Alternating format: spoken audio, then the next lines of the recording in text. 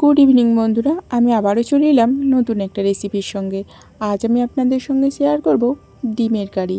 হ্যাঁ, অবশ্যই আলু দিয়ে।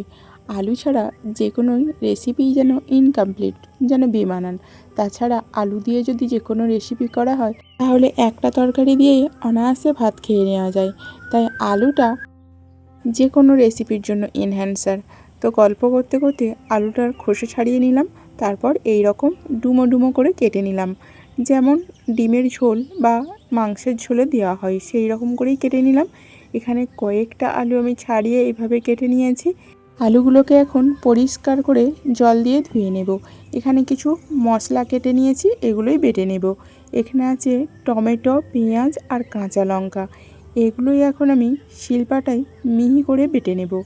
বাটা হয়ে গেছে। এরপর এই মশলাটা এখন আমি তুলে নেব। এখানে কিন্তু কোনো রকম আদা রসুন আমি ইউজ করিনি, অনলি টমেটো, পেঁয়াজ আর কাঁচা লঙ্কা। মশলাটা এখন তুলে নিলাম। এরপরে এইখানে নিয়ে নিয়েছি ডিম, আর এখন বাটিতে দিচ্ছি পেঁয়াজ কুচি, আর এখানে আছে 4টে কাঁচা লঙ্কা কুচি। যেহেতু 4টে ডিম তাই 4টে কাঁচা লঙ্কাই দিয়েছি। এরপরে দিয়ে দিলাম পরিমিত লবণ। এখন এগুলো আমি হাতে করে চটকে চটকে মেখে নেব, যাতে লবণটা লঙ্কার পেঁয়াজের মধ্যে খুব সুন্দরভাবে অ্যাবজর্ব করে যায়। এরপর ডিমগুলোকে ফাটিয়ে এই লঙ্কা পেঁয়াজের মধ্যে দিয়ে দেব। একে একে সব কটা ডিমই আমি ফাটিয়ে নিয়েছি। এখন একটা চামচ দিয়ে খুব সুন্দর করে ডিমটাকে আমি ফেটিয়ে নেব। দেখুন সুন্দরভাবে ফেটানো হয়ে গেছে লঙ্কা পেঁয়াজের সঙ্গে ডিমটা। এখন আমি উনান জেলে বসিয়ে দিলাম একটা তাওয়া। যেহেতু ডিমের পরিমাণ অনেকটাই, তাই ফ্ল্যাট তাওয়াটাই আমি ইউজ করছি এখন। এরপরে দিয়ে দিলাম পরিমিত সরিষার তেল। এইভাবে তাওয়াটাকে নাড়াচাড়া করে করে তেলটাকে চাড়িয়ে দিলাম, যাতে ডিমটা আটকে না যায়। এরপর একটু সাবধানে পুরো ডিমটাকে আমি ঢেলে দেব। যতটা সম্ভব চাড়িয়ে চাড়িয়ে ঢালার চেষ্টা করলাম, তারপরেও কিন্তু অনেকটাই এক কাছে জমে আছে। তাই আমি মাঝখান থেকে টেনে টেনে একটু ধারের দিকে সমান করে চাড়িয়ে দিলাম। মিডিয়াম আঁচে কিছুক্ষণ ওয়েট করলে উপরটা দেখেই বোঝা যাবে যে তলাটা হয়ে গেছে।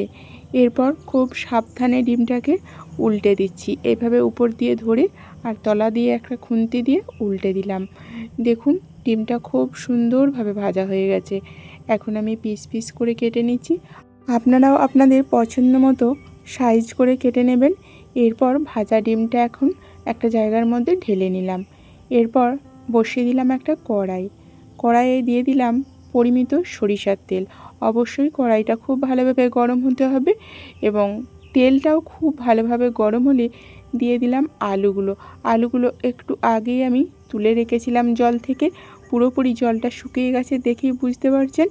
এখন দিয়ে দিচ্ছি পরিমিত লবণ, আর অবশ্যই পরিমিত হলুদ দিয়ে দেব। হলুদ আর লবণ দেওয়ার পর এখন নাড়াচাড়া করে হলুদ লবণটা আলুর মধ্যে খুব সুন্দরভাবে মিক্স করে দেব।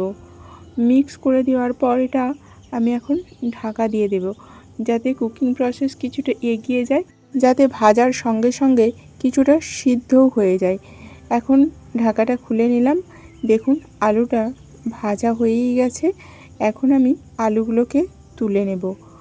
আলুগুলো তুলে নেওয়ার পরেও কড়াইতে যথেষ্ট পরিমাণে এক্সেস তেল আছে, তাই ওই তেলের মধ্যেই এখন ফোড়নে দিয়ে দেব গরম মশলা, একটা এলাচ, একটা লবঙ্গ, অল্প একটুখানি দারচিনি।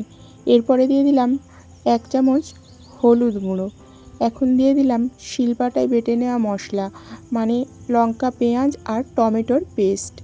হলুদটা দেওয়ার কারণ হচ্ছে এই পেস্টটার মধ্যে অনেকটা জল থাকে, যাতে তেল না ছিটিয়ে যায়, সেই কারণে প্রথমে আমি তেলের মধ্যে হলুদটা দিয়ে দিলাম। এরপর এখন দিচ্ছি লঙ্কার গুঁড়ো, এখন দিয়ে দিচ্ছি জিরা গুঁড়ো। এরপর আর কোনো মশলা দেব না, অবশ্যই পরিমিত লবণ দেব। যে কোনো রেসিপির জন্য লবণ মাস্ট। লবণটা দেওয়ার পর সমস্ত মশলাটা এখন আমি কষিয়ে নেব। কষাতে কষাতে দেখেই বোঝা যাবে যে জলটা শুকিয়ে এসেছে আর তেল ছেড়ে আসছে, কড়াই থেকে ছেড়ে উঠে আসছে মশলাটা। এরপর দিয়ে দিলাম ভেজে রাখা আলুগুলো যেহেতু অনেকটা সিদ্ধ হয়েই আছে, খুব বেশি কষাবো না, তাই অল্প একটুখানি নাড়াচাড়া করেই দিয়ে দিলাম পরিমিত জল। যদিও বা আলুটা সিদ্ধ হয়েই আছে, তারপরেও এখানে ডিম দেওয়া হবে। ডিম অনেকটা ঝোল টানবে, সঙ্গে ঝোলটা একটু থাকবে রেসিপির মধ্যে, সেই কারণে একটু বেশি করেই জল দিলাম। এরপর দিয়ে দিলাম ডিমের অমলেটগুলো। এরপর একটু হালকা হাতে নাড়াচাড়া করে এখন আমি চাপা দিয়ে দেব 10 মিনিটের জন্য। এই রকম ঢাকাটা ইউজ করলাম যাতে ঝোলের তেলটা না উঠে আসে, সেই কারণে এই রকম ঢাকা ইউজ করেছি। এখন ঢাকাটা খুলে দিলাম।